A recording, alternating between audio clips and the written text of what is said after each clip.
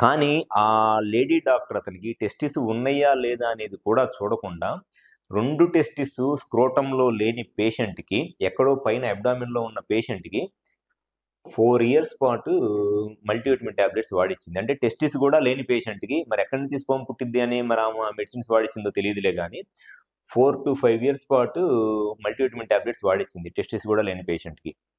So, lady doctors మగవాళ్ళకి చేసే దారుణమైన ట్రీట్మెంట్స్ ఇంత భయంకరంగా ఉంటాయి. టెస్టిస్ గూడా లేని పేషెంట్‌కి 3 సంవత్సరాలు, 4 సంవత్సరాల పాటు మల్టీవిటమిన్ టాబ్లెట్స్ వాడిస్తా ఉన్నారు.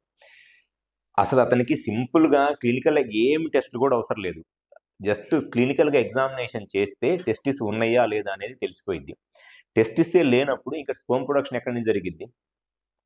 సో, ఎవరైతే మగవాళ్ళ సైడ్ నుంచి ఈ స్పెర్మ్ కౌంట్ తక్కువగా ఉండి పిల్లలు లేక ఇబ్బంది పడుతున్నారో, మీ సైడ్ నుంచి కరెక్ట్‌గా అసలు ఈ స్పెర్మ్ కౌంట్ తక్కువగా ఉండటానికి లేదా జీరో కౌంట్ ఉండటానికి రీజన్ ఏంటి అని తెలుసుకోవాలనుకుంటే మీరు కన్సల్ట్ అవ్వాల్సింది ఆండ్రాలజిస్ట్‌ని.